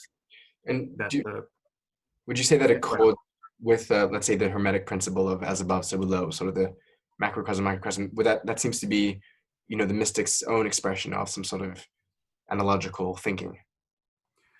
Yeah, well, but that's a realist position, right? As above, so below. That the idea that the microcosm is mirrored somehow, and the macrocosm is somehow mirrored in the microcosm. That's still getting you down to the reality, like the idea that what you're saying about both realms is fundamentally true, and not just provisionally true, but definitely true. And I'm, that gets us down to the. I guess kind of realism. I guess it would depend on how you read the mirroring, right? Right. In what sense is it being mirrored? I want to actually, one more final thing before we move on to the multivalent logic. What do you think about something like, and we mentioned this briefly before, and this is another thing like the incompleteness theorem, which gets taken and abused widely, something like the phenomenon which is emerging from quantum physics, where it seems that the fundamental aspects of reality are manifest actual contradiction. And I'm saying this with the full caveat that I have no understanding of quantum physics. Yeah, I'm really remiss to go down that path just because I'm not a physicist and because quantum mechanics is just so utterly. So I guess I'll say this: the mathematics from what I understand. Let me be very provisional about this. From what I understand, the mathematics which describe the quantum world are consistent, right? So let's say there's no contradiction in the mathematics, and moreover, quantum mechanics has produced the most experimental data of any way of understanding reality, and nothing has ever contradicted itself. It's an incredibly rigorous system. So now the interpretations produce all kinds of weird things, right? You get the Copenhagen interpretation and these various interpretations, but there are other interpretations that don't involve weird contradictory stuff. The Bohmian interpretation doesn't involve cats that are alive and dead at the same time or whatever. So the mathematics is consistent. And I think what I would say when I think about something like quantum mechanics is that insofar as the mathematics describes it, insofar as reality is describable by the mathematics, which it seems like it is, we don't get any contradictions. Otherwise things would work. Otherwise you would have, this computer, right, is relying on stuff we've learned from quantum mechanics. And so I think that the world that is described by it, by the mathematics, is consistent. Right. The interpretation may be where parrots, and which would imply that the contradictions are apparent and not actual.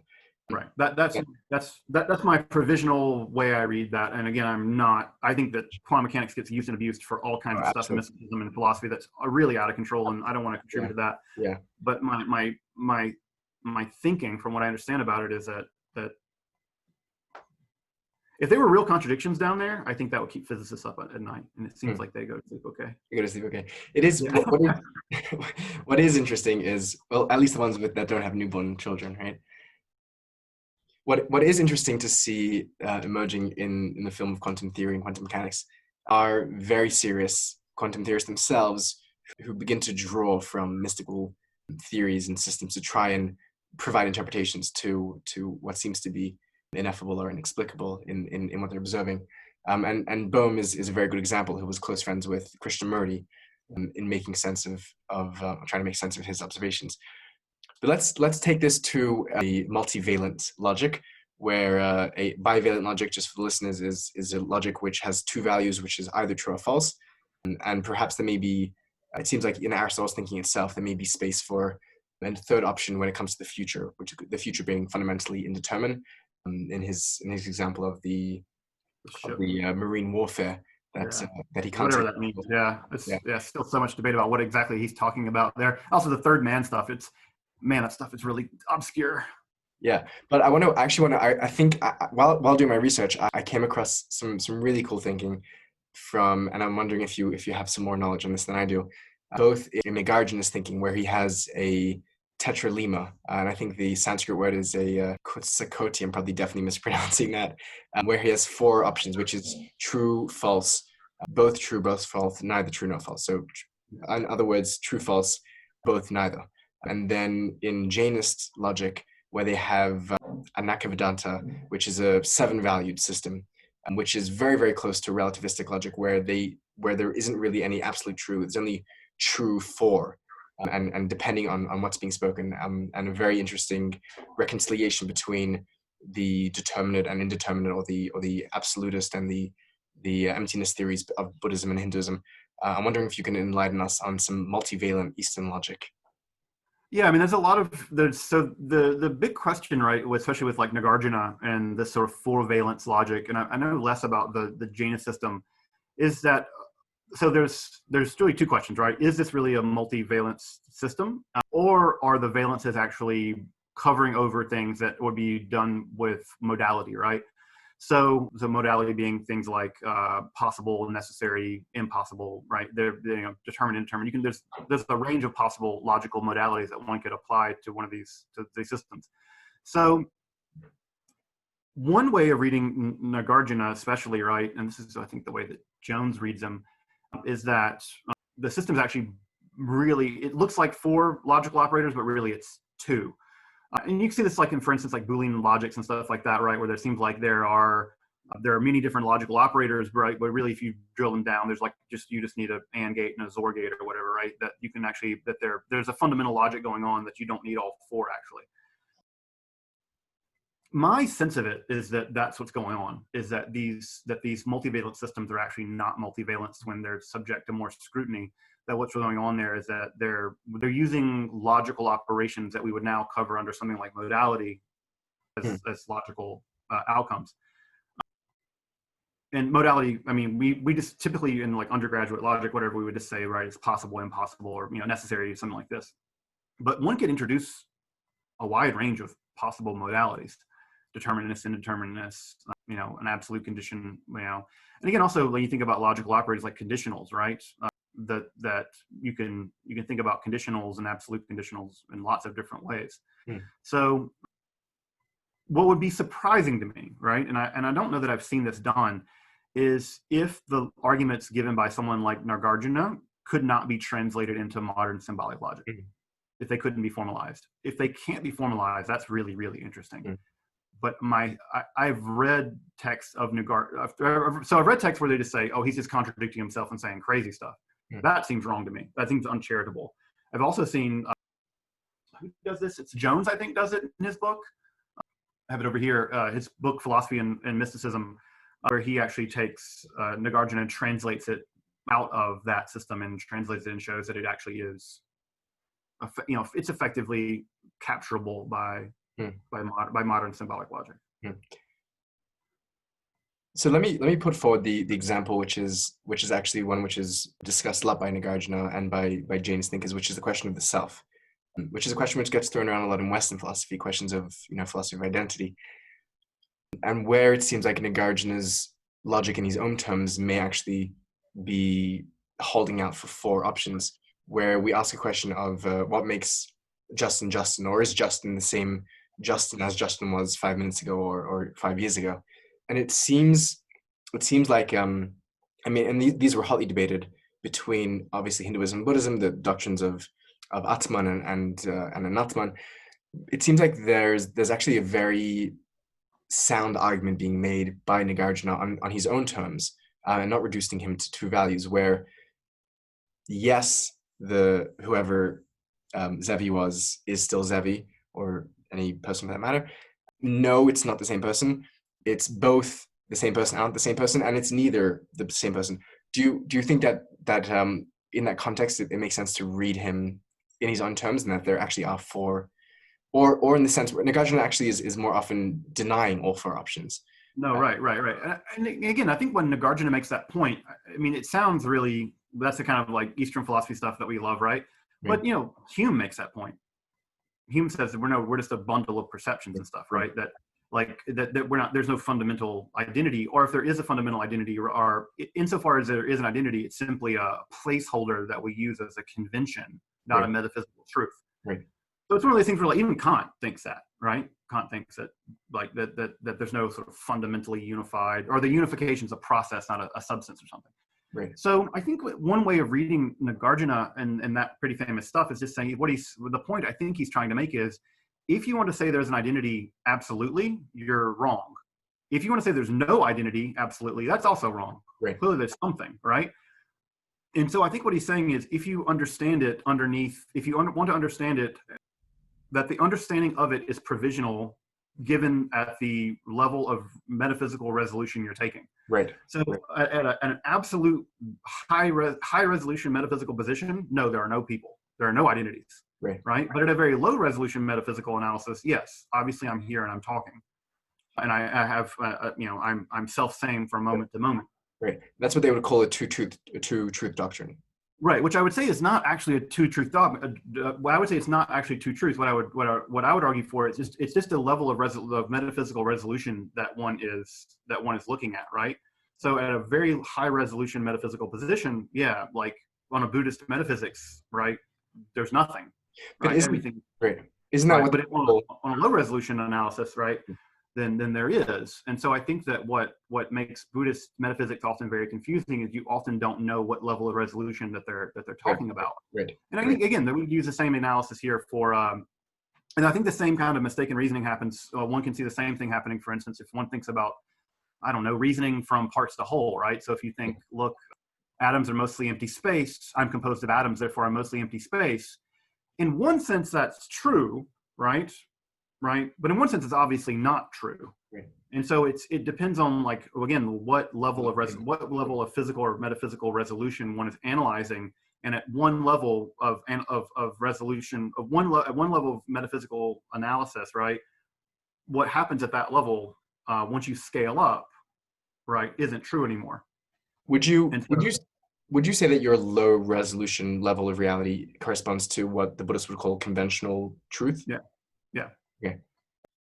It's our, it's sort of our, it's the world of the skandhas, right? Which we know the world of the skandhas is fundamentally a false world, right?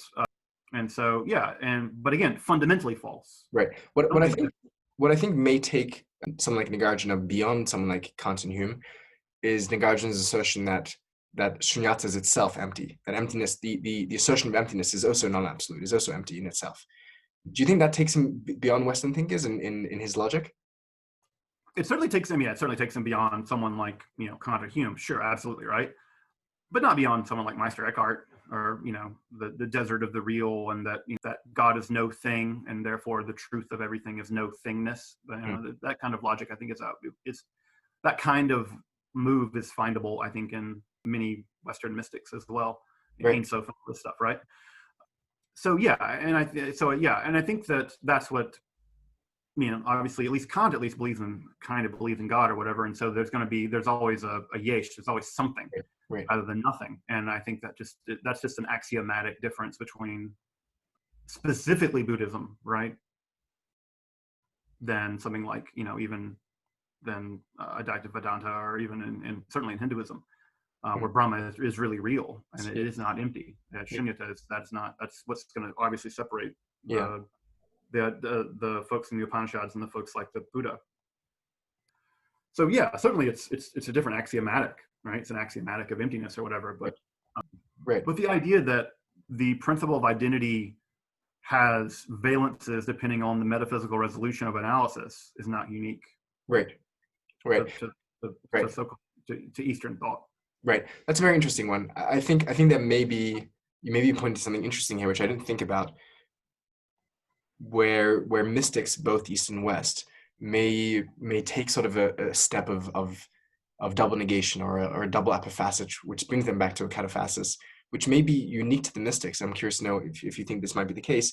And I think although with the Buddhist thinkers, for example, they'll talk about it in terms of emptiness, I think someone like Adi Shankara, the Advaita Vedanta thinker, will do this sort of same double play in his non-duality, where he'll say that even the non-dual is non-dual, and he'll to the point where it seems like for the mystic, for Meister Eckhart, emptiness is fullness and fullness is emptiness. Do you think there's something unique in that mode of thinking across mystics? Is there? I'm really keen to discover like a logic of mysticism. Yeah, and I think this is an interest that I've seen lots of people have, right? This sort of Chomskyan desire for the deep grammar of mysticism. Yeah, I'm skeptical that such a thing is there. I'm pretty. In fact, I'm very pessimistic. It's not the right word, but I'm somewhat pessimistic about even the possibility of comparative mysticism. I think that works at a very at a really low resolution, but the higher resolution you get, the more you realize these people are doing something actually very different from one another. It depends on the axiomatic, right? Like if the axiomatic is that God is a kind of, or that the absolute is a kind of pleroma, that's going to lead you inexorably to a certain kind of logic, right? And if you think that fundamentally that there's nothing, the shunyata, there's emptiness, that's going to lead you to another kind. And I think that once you get to either one of those positions, right, things start to look a lot the same. Yes. Right. Yeah. Things start to look a lot the same, because I don't know, and this is probably just a limitation of the nature of language itself, that when you get into the realm of the absolute, whatever that realm is, it would seem like basic concepts like space and time and fullness and emptiness. I don't understand how those concepts could even apply in that kind of situation. Yeah, and so that's why I would say, right, that if, insofar as people are talking about them, mystics talk about them, they have to be analogizing, right? And again, I think that's part of the reason why when they're more than happy to wrap up what they're saying by saying, yeah, none of this stuff is accurate. None of this stuff is really right. Or and also I think another thing I'll say about this contradiction business is that language does a lot of weird things, right? Like obviously not all language is propositional. Like we tell jokes aren't propositional, or they shouldn't be propositional. Something's wrong with your jokes if they're propositional. So we do all kinds of weird things with language, like tell jokes. And I think that one of the weird things we could be doing with language, right, is that we could be using something like contradiction. I think of the Zen koan tradition, right? We could be using contradiction not as a mechanism for describing ultimate reality, but as a soteriological mechanism for like breaking down consciousness. And so I think another thing that could be happening in some of these texts, where one thing that could be happening, right, is that it could just be the use of the contradiction as soteriological. It's there not to describe anything, but to actually help you break consciousness, or to help you get out of the rut of thinking about the world the way that you think that it is.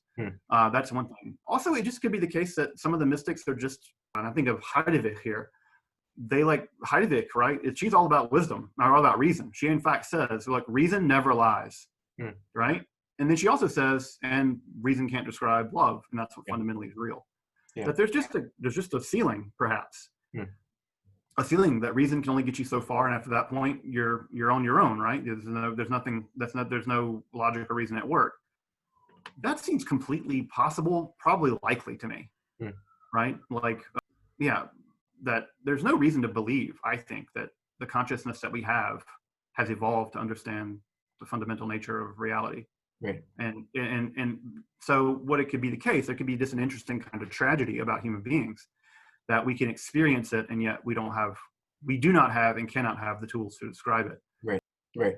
Those are interesting possibilities, and that would explain perhaps why they're engaging in the language which they are. Yeah, and I think the debate will go on about whether, say, when the Zen tradition or any other mystical tradition engages in the paradoxical, whether they're simply doing that to mess with the head of the mystic in training so that they like let go, or whether they fundamentally believe that reality is paradoxical, and they're attempting to describe something metaphysical. And I think it's going to be hard to go either way on that. But I'm open to your suggestion, and I think there may be a sense of when mystics use poetry as well, and in the poetry they're not talking propositions, and they're talking something which is attempting to cause some sort of change of heart or state of mind. I want to actually, because this is taken time, I don't think that we're going to get to the final round of questions of verticality and the bridge between epistemology and metaphysics. But I do want to pick up on something that you mentioned almost in passing, which I think I disagree with, and perhaps we'll end on this point with your permission. This, you mentioned just now that your intuition is that the actual possibility of doing a valid comparative mysticism only works at a very granular level, and when we zoom in, that becomes a non-feasible project. And I think this is related to something that we went back and forth in email about, where my reading of the mystics is that there is, and I would be very happy to disagree here, is that there is a quintessential mystical experience. There is something of a commonality in the experience of the mystic that unites them. And this is obviously a very contentious statement. I'm well aware of the issues involved in saying that. But I think that at a very minimal level, we can assert that there is some form of unity or non-duality that occurs or that makes itself apparent in the experience of the mystic, and that there's therefore a basic metaphysic which follows necessarily from that experience, which is some sort of metaphysic or theology or mythology or some sort of ologization, which is at its core unitive, or seeking to do away with fundamental oppositions between subject and object, or divinity and creation. And therefore, there would seem to be a logic at play which could be common amongst mystics, and therefore there could be an enterprise of comparative mysticism, or there could be the term mysticism applied globally at all.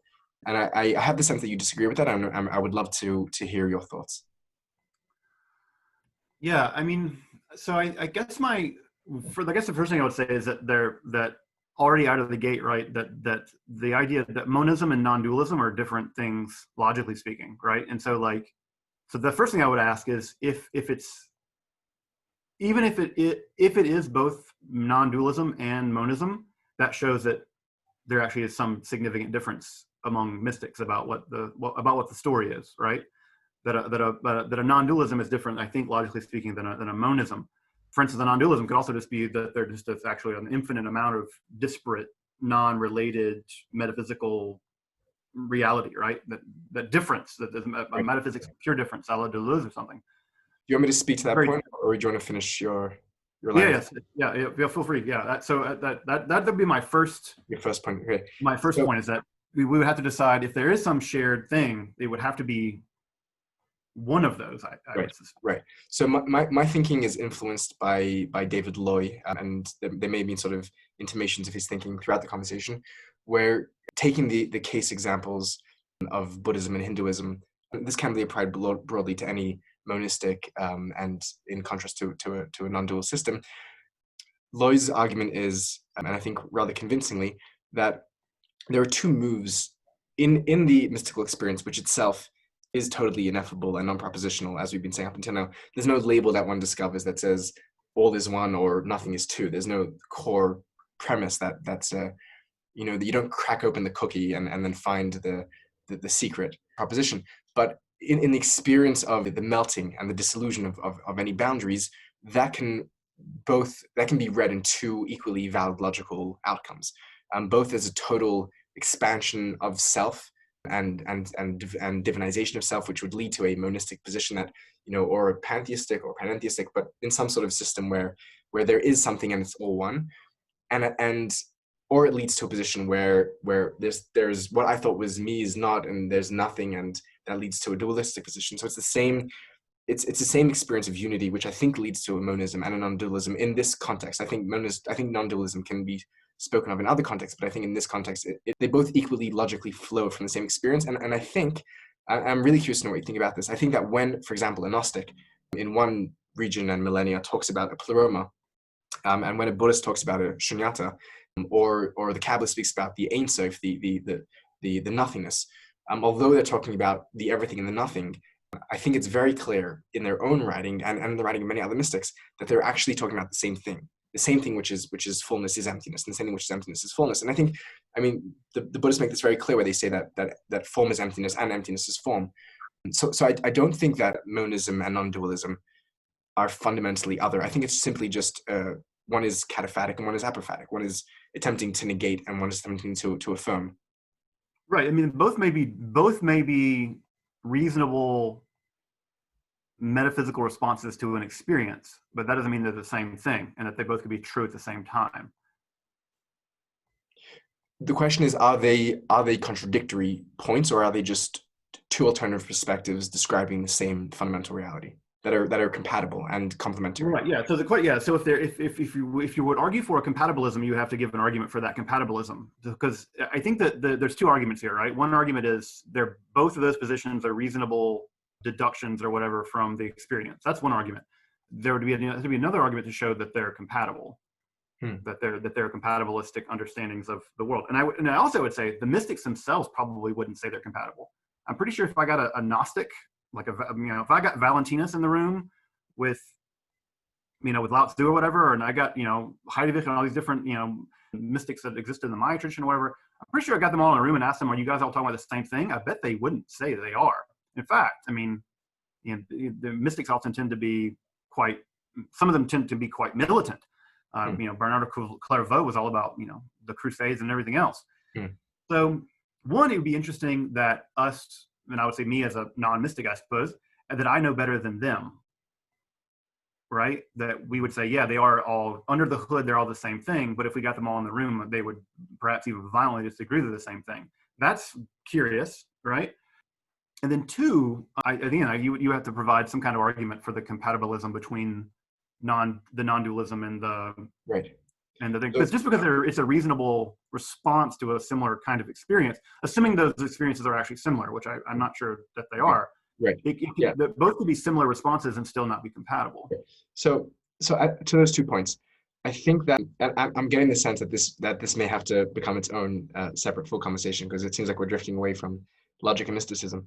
But I think that the way I would respond to those 2 points are that, and there may be a sense where I am reading beneath the hood of the mystic, which may not be fair, but it seems like within mysticism itself, just like the mystics do a classic move of differentiating between esoteric and exoteric forms of religion, seeing themselves as ascribing to, or at least peering into the esoteric side, the hidden side of things, in addition to the revealed side of religion.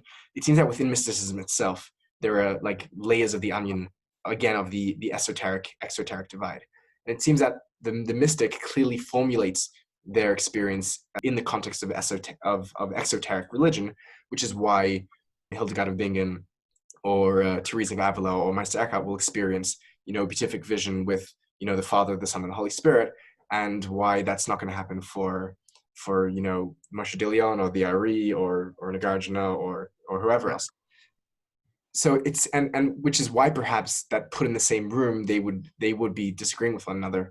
But my reading, and the reason I choose to read the more philosophical mystics that themselves recognize that there's a level of abstraction and esotericism and exotericism going on within their own experience and interpretation.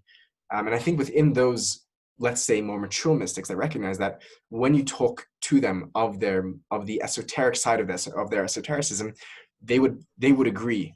And I think there are cases of this definitely in the modern period. People like this may seem anecdotal, but people like Thomas Merton or any mystics that are involved today in an ecumenical Right. of an interfaith, they see that the esoteric side of esotericism is really one and the same cloth of their Hindu, Christian, Muslim, Chinese, Native American brother or sister. Right.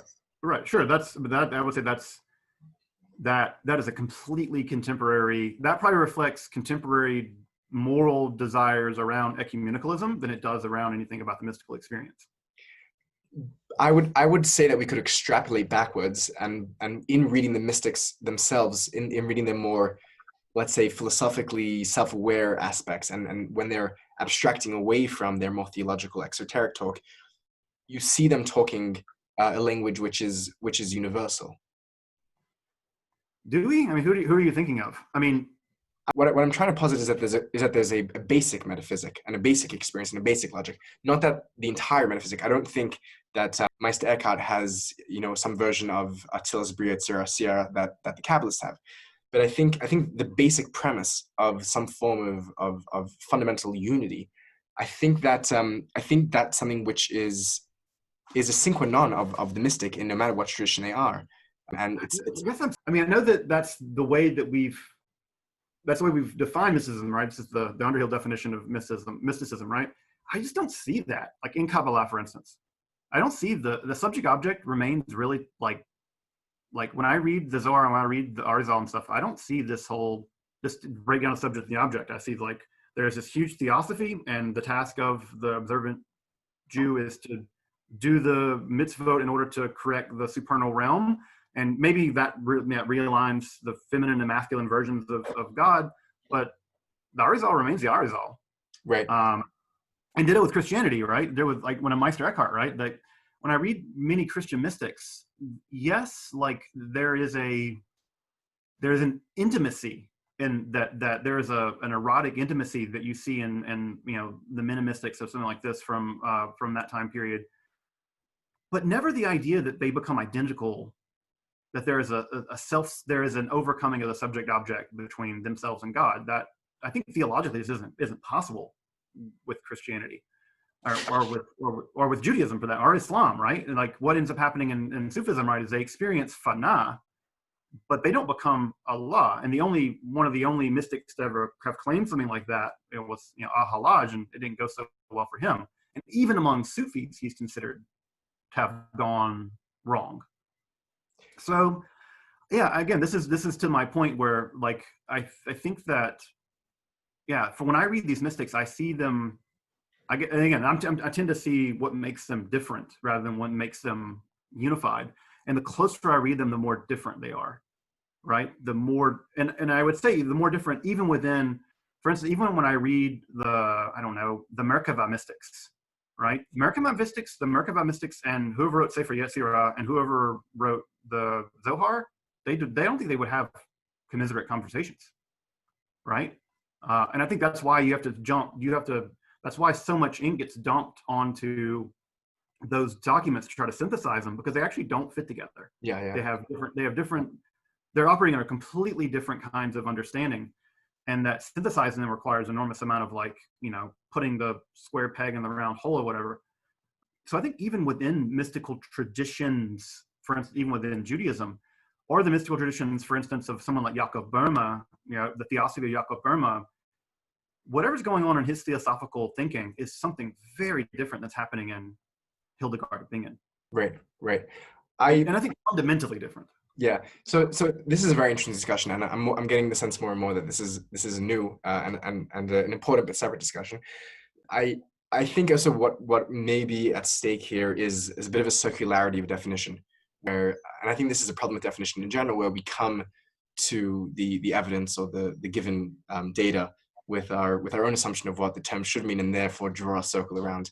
And because of that, I would say that someone who is simply engaged in some act of theurgy affecting the divine, or whatnot, without an actual active union, or someone who's merely seeking to be in the presence of the divine, as we see in early Jewish mysticism and in films of Christian mysticism, I would say that is not mysticism proper. And I guess that becomes a question of equivocation on definition. But I think, I mean, I do want to continue this conversation another time. But I think that it's very easy to find the deep logic of mysticism when you define mysticism by that logic. Right, right. So Such yes, that, such that what doesn't fit into that I does have, yeah, not. I have a very purist, yeah, I have like a very minimalistic, very purist definition of mystic, and it's something which I'm like always working and always trying to be self-conscious of and checking. And as you know, the question of defining mysticism is a question of huge difficulty. Who is it that writes that? For many scholars of mysticism, as there are definitions. I would say though, I think I would disagree in your characterization of Sufism and Christianity. I think that someone like Al-Hallaj is more representational than someone who's standing, beyond the pale. And I think that doctrines of Fana and doctrines of Bitul, like in the Ari, do point to a breakdown of the self-identity of the subject-object. But anyway, I feel like it's not fair that just like as moderator here to take the final word. So I think we're gonna have to put that on pause and leave that to time. Yeah. But I think that is a fascinating question of how can we draw a right definition, and I the truth is I think the only way that we really do come to a better understanding of any subject is when we're challenged. And I would love to. I've put forth my understanding of a very minimalistic understanding, and I would love to take up your challenge and discuss that and go through sort of figures and case studies. But wow, I think that does bring almost to a conclusion a really epic discussion. And I want to before we start making conclusions, I want to ask if there's anything that you felt that we didn't give attention to during conversation that should have been given time to, or something that was overseen or overlooked, or something you want to go back to. What's your I guess, I mean, yeah, I think that the only thing I'd want to, I guess, maybe emphasize is that there's something about logic that's very out of fashion these days. I'm not sure where that's come from. Maybe that is like postmodernism, like this sort of idea that like logic is like old hat, or like logic is boring, and I want to think outside the box, and so I can think all these. I don't know what motivates that. It's the sort of the fashion that logic is out of fashion or whatever. But I guess what I want to emphasize when I read mystics is that there's two ways of reading. There's two ways of the principle of charity, right? To try to take them seriously on their own terms. I think one false kind of charity is by letting the mystics stand at the face value of what they say and simply like think that they're relishing in contradiction for the sake of contradiction, the same way that contemporary people feel the need to do that, right? I think that's a false kind of charity. I think a deeper kind of charity, and the kind of charity that I would want to show the mystics, is that they are deeply trying to express something logically. That I want to hold on to the reins of logic, and I want to hold on to the reins that they are communicating their ideas in a cogent way, that they are being that the mystics are being cogent, and that I want to give up on that at the very last instance. But I want that to be the final thing that I would do. Because I think that it's disrespectful to go into a text of someone who's had a profound experience and taking the time to write that down, and then the communities and people who've taken the time to communicate that orally, and then to write, scribes who've copied this stuff over and over and over again. I think there's something uncharitable to me about the idea of giving up on the idea that they're cogent, that the cogency is just simply not there, and they're simply just saying a bunch of really like neat, irrational stuff or whatever. Okay. So yeah, I mean, I guess for me as a person who's pretty committed to logic and sees the power of logic and thinks of logic as something profoundly, mystical. I really think that logic has a kind of mystical element to it, that by trying to read them as rigorously as possible, that I think that's a deeper form of charity. And that would include at times being critical when you find them to be being inconsistent, or being critical, like being critical in the sense of not like like not in the way that philosophers throw mysticism out the door. That's not actual criticism. That's false criticism. But like being like, the text here is like when you get to the point where you're like, I don't understand what's happening here, something really weird is going on. One, just being okay with the fact that maybe these writers are just not good philosophers or whatever, and that's fine. Or they're pointing beyond it to something that is, beyond what they can understand, beyond what can be understood. Right. Or just like, when someone like Heidegger comes along and says, look, like reason, this is where reason gets us, and it doesn't get us any further. Yeah. and being like, all right, well, now we're in uncharted territory, and that's totally fine. Yeah. But You but know, not to go to the text with an expectation that they're just like that. For instance, there's a stream of consciousness, random ideas. I don't see that in someone like Nagarjuna. I don't see that in someone like Master Eckhart. I don't see no, that in certainly not. Yeah. yeah. So certainly that They're they're being systematic and they're yeah, being rigorous. incredibly rigorous. Yeah. And I think that approaching them with the expectation of that they've taken the time to be rigorous means that Right. we should, the ethical thing to do is for us to meet them in their rigor. Right. Albeit, and this is a question which obviously we discussed, but it may be a question of at what point is it right to be bringing our logic to their systems, and at what point is it to try and understand whether they have their own logic at play. Yeah, I would love to. And the truth is, preparing for this was so much fun. I really had never explored Jainist metaphysics or epistemology, and they have a fascinating way of reconciling the contradictions between Hinduism and Buddhism, and it's definitely something which I'm going to continue to look into.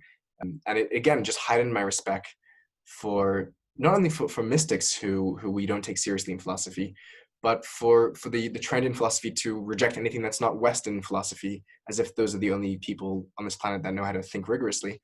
Stupid racism. That's all Yeah. it is. And yeah, I mean, Jainist thinking is just absolutely like shook my world this week.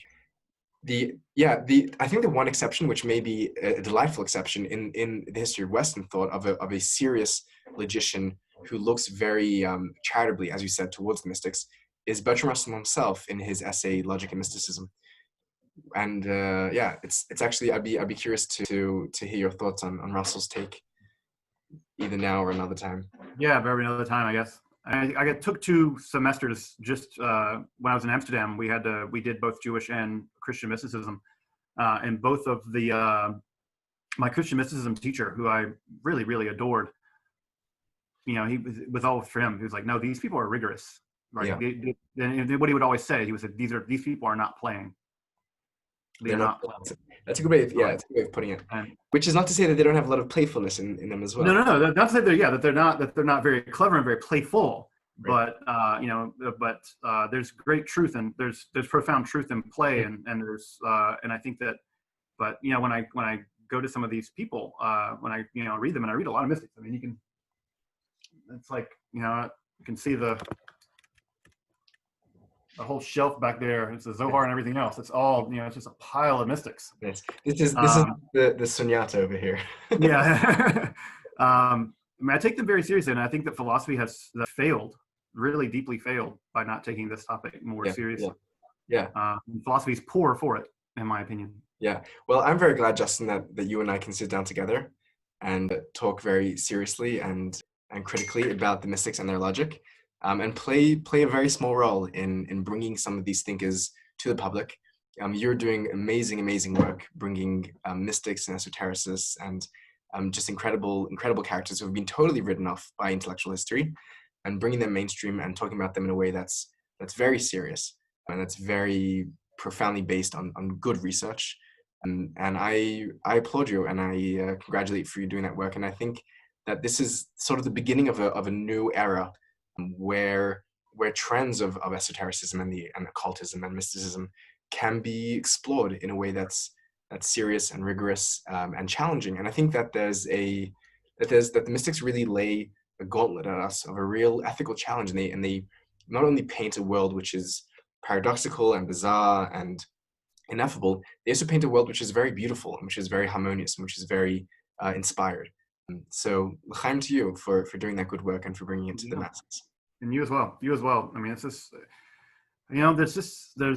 we're living in a brave new world, and I think that people like us who are trying to create content to have these conversations that the academy either doesn't want to have, or is too fancy to have, or whatever reason they don't want to have them. We're doing pioneering work, and I'm really glad to it's great to be able to sit down and have a conversation around these really difficult topics. And again, it's not the embarrassing thing we see on television is shouting at people at each other and calling people's names, and so it's just embarrassing how where discourse is. Yeah. And the ability to say, look, we disagree, and at the same time, like, it's machlok l'shem shemaim. So Yeah. thank God for that. Yeah, and I very much look forward to continue to disagree with you, and to do that in a way that's fruitful and inspiring and encouraging, and that opens up a space for. I do think the idea of machlok l'shem shemaim, the disputation for the sake of heaven, is one of it's hard to rank it, but it's a really very, very beautiful Jewish idea. I think both of us, having grown up in a context where we were engaged in that sort of or encouraged to partake in that disputation, have something to share with the world in that form. And so there's a term in the Talmud of someone who's a bar plukta, someone who is your dedicated, the person who you dedicatedly disagree with, and it's a term of endearment. And if I can ever be your bar plukta, that would be a very high accolade. So, yeah, ditto. Yeah, let's keep having conversations, and I look forward to hearing more of the conversations you have with folks. I listen to your channel and the conversations you have with people, and it's such high quality, thoughtful. Thank you so much. Yeah, that's just amazing. So, awesome. Yeah, absolutely. So, all right, we'll be in touch. We will. Yeah. Peace out. Yeah, see you, man. Thank you. A huge thank you to Dr. Justin Sledge, a gentleman and a scholar, for that fantastic conversation. I hope you enjoyed it as thoroughly and as profoundly as I did. If you enjoyed that conversation with Justin, please click somewhere here for his channel. Go and check out his fantastic content and make sure to subscribe to him. And if you enjoyed these conversations in general and want us to make some more of those conversations, subscribe to us here at Seekers of Unity. And if you would like to support the project, please jump onto our Patreon. There will be a link in the description. Much love. Keep seeking. Peace.